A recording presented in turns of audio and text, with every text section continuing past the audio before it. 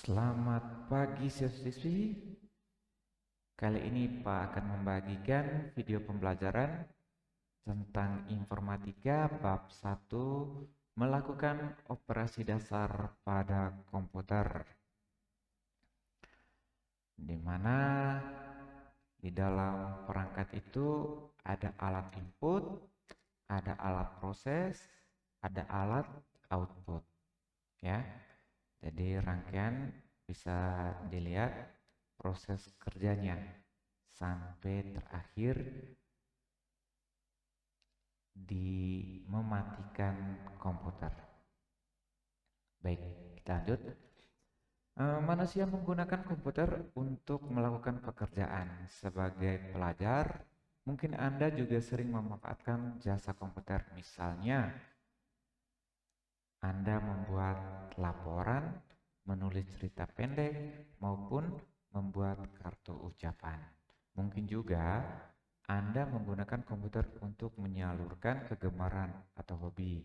Sebagai contoh, membuat film animasi, mendesain poster, membuat kartu nama, dan lain-lain. Komputer memang telah berkembang menjadi sahabat manusia. Hampir semua pekerjaan manusia dipermudah berkat komputer. Meskipun begitu, komputer bukanlah robot, ya, serba tahu gitu. Beda, ini hanyalah alat bantu. Hasil akhir yang diperoleh bergantung kepada kemampuan manusia mengoperasikan komputer.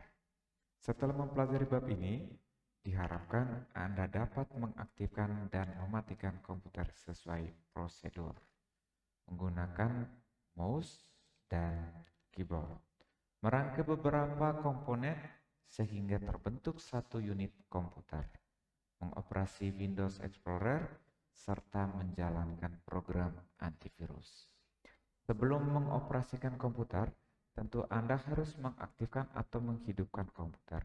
Mungkin selama ini Anda selalu menjumpai komputer yang siap pakai. Misalnya, komputer sekolah atau persewaan komputer. Artinya, perangkat-perangkat penyusun komputer telah tersambung dan siap digunakan. Akan tetapi, mungkin saja suatu saat Anda harus merangkai berbagai perangkat tersebut. Misalnya, saat Anda membeli komputer sendiri.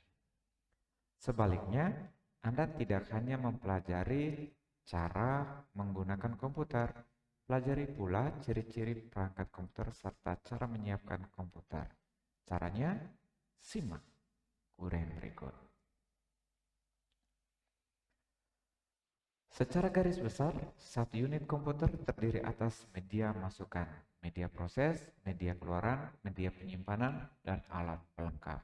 Media masukan disebut pula media input.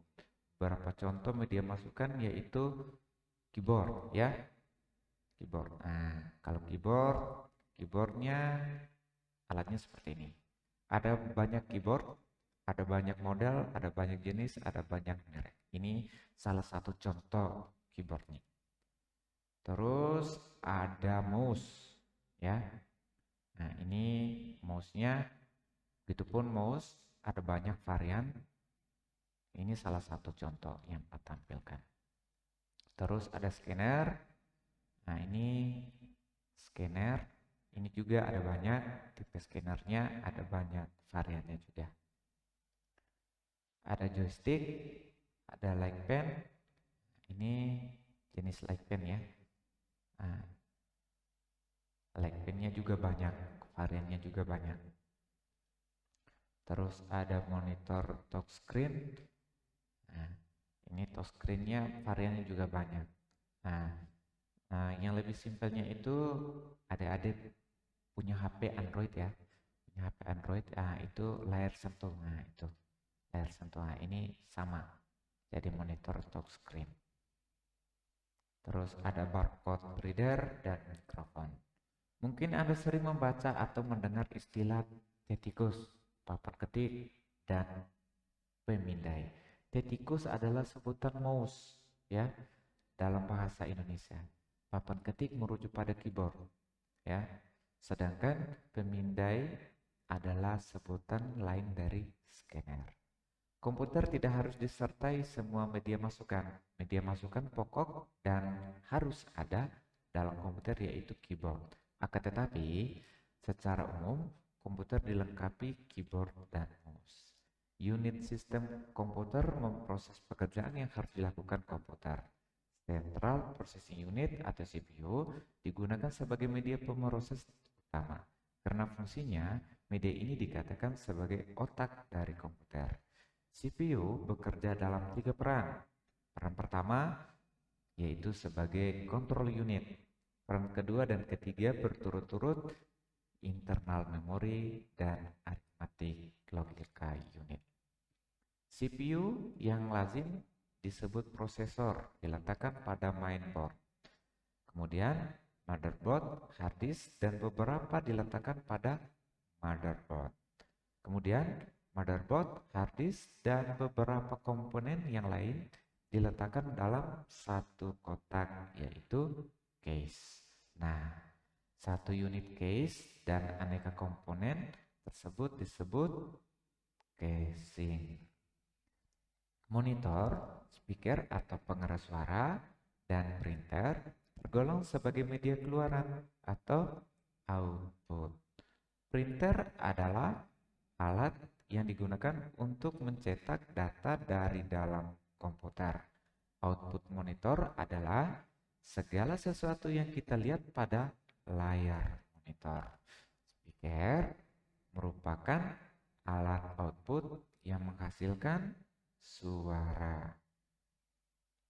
Dapat pula pada satu unit komputer ditambahkan beberapa peralatan atau periferal. Peralatan yang pertama yaitu kartu jaringan atau network interface card. Peralatan yang kedua berupa modem. Ya, kedua alat ini digunakan agar komputer dapat berhubungan dengan kartu jaringan dan internet. Ya, data hasil kerja dapat disimpan menggunakan media penyimpanan. Media yang sering digunakan untuk menyimpan atau simpan file ketika kita kerja itu misalnya ya ada CD. Nah, CD ada beberapa varian, ada CD RR, ada CD RW, terus ada DVD ya. Jadi berupa kepingan. Yang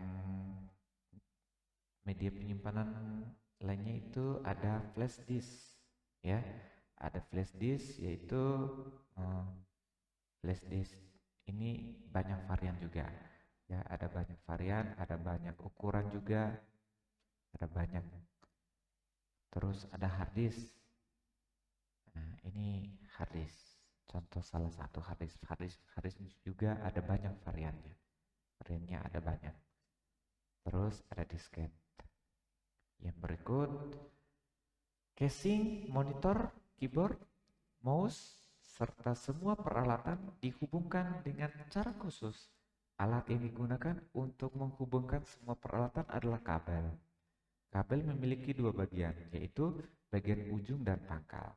Pada ujung dan pangkal kabel dipasangkan alat berupa konektor.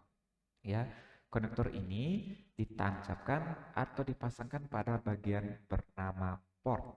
Port dapat terletak pada casing, monitor, printer, dan scanner. Konektor yang digunakan pada komputer berbeda-beda.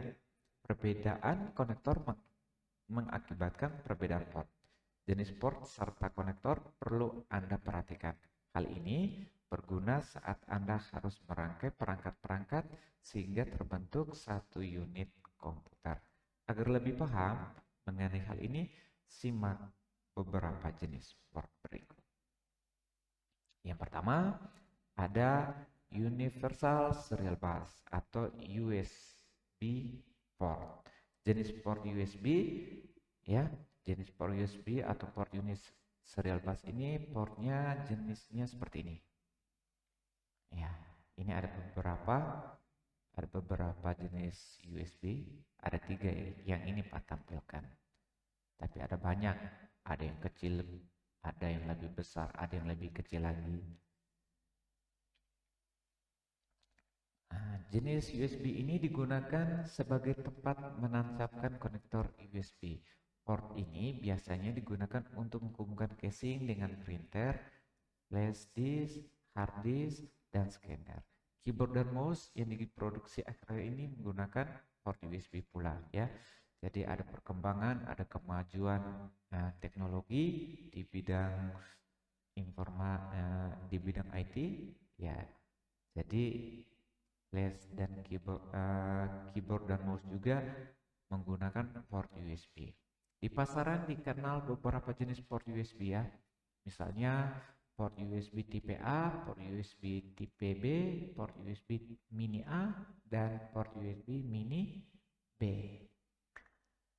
Yang berikut ya, yang kedua ada Ethernet port ya. Jenis port ini ya seperti ini ya. Jadi ada portnya, ada konektornya.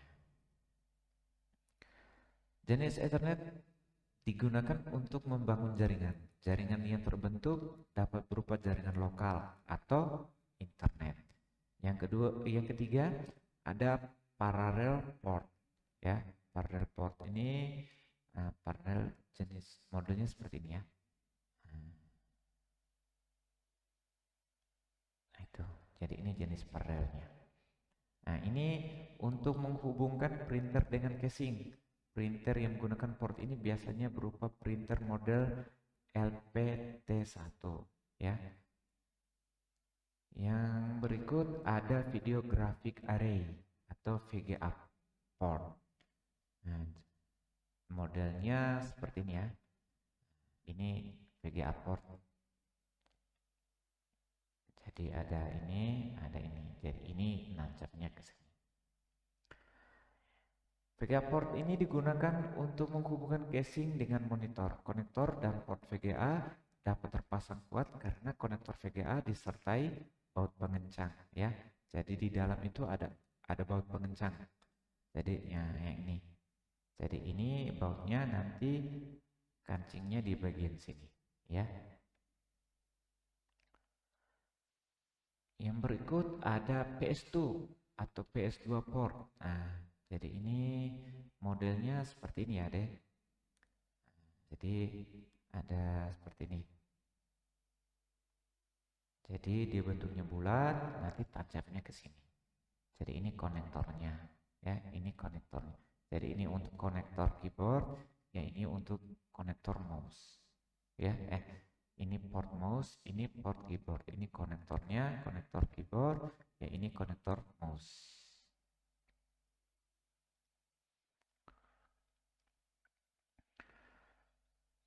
Port PS2 baca PS2 digunakan untuk menghubungkan mouse serta keyboard. Mouse dan keyboard yang menggunakan port jenis ini disebut mouse PS2 dan keyboard PS2. Port PS2 masih banyak digunakan meskipun sekarang telah beredar mouse serta keyboard yang menggunakan konektor USB. Letak port untuk keyboard berdampingan dengan port mouse. Untuk membedakan dua port ini, Anda dapat melihat warna port. Untuk keyboard berwarna ungu, sedangkan untuk mouse berwarna hijau muda. Yang berikut ada International Electrical Commission atau IEC. Ya, jenis port ini jenisnya seperti ini ya. Nah, ini jenis port IEC, yang ini konektornya. Jadi port yang ini, port jenis ini ya, digunakan untuk mengalirkan arus listrik ke dalam monitor maupun casing konektor IEC. Memiliki 3 batang logam ya. Jadi ada 3 batang logam untuk aliran listrik ya. Jadi ada 3, 1, 2, 3. Jadi 3 ini akan ditancap masuk ke dalam. Ini bisa untuk monitor, bisa juga untuk casing ya. Terus ada tipring sleeve port atau TRS ya. Portnya jenisnya ini. Nah, jadi portnya ini ya, port TRS. Jadi konektornya ini ya. Jadi ada ini ada konektor mic, ada konektor handphone, ada konektor record.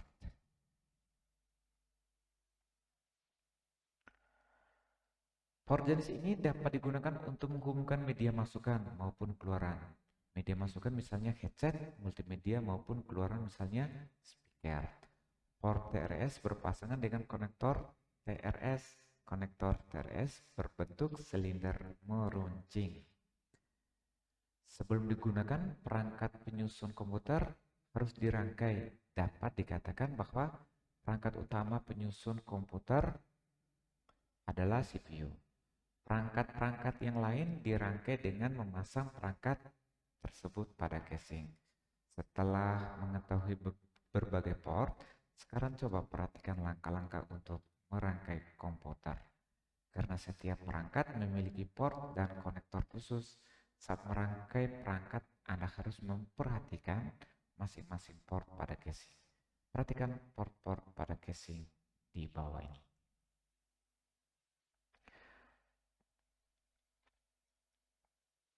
Pada saat memasang kabel, power casing harus belum ya.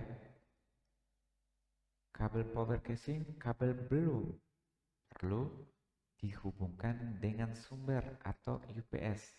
Hal ini perlu Anda lakukan agar Anda tidak tersengat arus listrik ya. Jadi yang pertama itu memasang kabel ya, memasang kabel power casing ya. Memasang kabel power casingnya tuh bagaimana? Nah, jadi ini. Jadi kabel tadi dipasang kabel powernya masuk di bagian portnya ya. Jadi ada tipe, ada kaki, tinggal dimasukkan ke bagian casing power.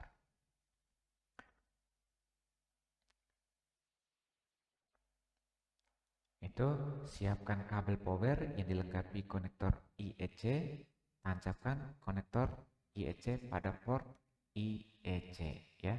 Jadi seperti itu. Yang ke berikut menyambungkan casing dan monitor ya. Perhatikan langkah-langkah menyambung casing dan monitor berikut. Yang paling pertama, siapkan kabel penghubung casing dan monitor. Berikut, hubungkan konektor dengan port casing. Kuatkan posisi konektor dengan cara mengencangkan baut ya. Jadi nanti seperti ini. Jadi ada konektornya ya, terus ada portnya. Setelah dipasang, bautnya ini diputar, dikancing ya, supaya dia tidak terlepas maupun goyang sehingga tampilan output ke monitor tidak terganggu. Yang berikut menyambungkan casing dan mouse. Cara menghubungkan casing dan mouse dapat dilakukan dengan dua cara. Cara yang dapat Anda gunakan bergantung pada jenis konektor mouse. Jika menggunakan PS2, carilah port untuk menancapkan konektor mouse jenis PS2. Ingat bahwa port jenis ini berwarna hijau muda. Jika Anda menggunakan mouse jenis USB, tancapkan konektor mouse pada port USB ya. Jadi kita pasang mouse dulu ya. Jadi mouse kita tancap ke bagian port mouse-nya. Jadi sesuai warna ya. Jadi di portnya juga sudah ada warnanya. Konektornya tinggal menyesuaikan, tancap di bagian port, disesuaikan dengan konektornya. Yang berikut menyambungkan casing dan keyboard. Cara menyambungkan keyboard hampir sama dengan cara menyambungkan mouse. Bedanya, Anda harus menancapkan konektor PS2 pada port berwarna ungu. Jika Anda menggunakan keyboard jenis USB, tancapkan konektor USB pada port USB ya. Jadi seperti itu. Jadi ini konektornya untuk keyboard ya. Jadi dia berwarna ungu, sesuaikan dengan port yang ada. Jangan jangan terpasangnya terbalik. Yang berikut, menyambungkan casing dengan jaringan. Agar Anda berhubungan dengan komputer lain, Anda dapat merangkaikan komputer menjadi jaringan. Jika Anda telah memiliki jaringan komputer, Anda hanya perlu menambahkan satu komputer dalam jaringan tersebut. Langkah-langkahnya yang dapat Anda lakukan sebagai berikut. Siapkan kabel jaringan beserta konektor yang sesuai. Tancapkan konektor tersebut pada port Ethernet, ya. Jadi ada kabelnya, ya, ada kabel Ethernet, ini ada portnya, terus ada konektornya, terus kita tancapkan ke port Ethernetnya.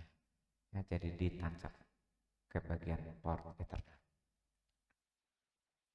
Yang berikut, menyambungkan speaker dan casing, ya. Speaker menggunakan beberapa jenis konektor, antara lain konektor TRS dan konektor USB. Cara menyambungkan speaker berkonektor TRS mirip dengan cara menyambungkan speaker berkonektor USB. Jika Anda menggunakan konektor USB, tancapkan konektor USB pada salah satu port USB casing. Konektor USB ini berfungsi sebagai penghubung speaker ke sumber listrik. Sebaliknya, jika tidak menggunakan konektor USB, tancapkan konektor power ke sumber listrik. Tancapkan konektor TRS pada port berwarna hijau muda. Port ini biasa terletak di tengah atau di antara dua port pengapit, ya. Jadi macam ini, ya. Jadi ini untuk speakernya, ya. Jadi dia di bagian tengah. Jadi kalau macam ada headset, jadi tancapnya di tengah. Supaya ada audionya, atau ada speaker, ada kabel jack, ya ditancap di bagian tengah. Terus yang berikut, menghubungkan monitor dan casing dengan UPS, ya. Monitor dan casing memerlukan arus listrik agar dapat bekerja. Pada dasarnya, casing serta monitor dapat dihubungkan secara langsung dengan sumber listrik. Akan tetapi, cara ini kurang aman. Sebaiknya casing serta monitor dihubungkan dengan unit triple power supply, ya, atau UPS, ya. Itu kita hubungkan terlebih dahulu. UPS dapat menyimpan arus listrik sehingga komputer tidak langsung mati saat listrik mati. Untuk menghubungkan monitor ke UPS, lakukan langkah-langkah berikut. Pertama, siapkan kabel power monitor, tancapkan konektor IEC konektor pada monitor pada port yang sesuai. Tancapkan kabel dari casing dan monitor ke UPS, ya. Jadi seperti ini, ya. Jadi macam ini. Jadi ada kabel monitor, terus ada kabel CPU. Jadi ditancap ke UPS. Nah, ini yang namanya UPS, ya, penyimpan arus.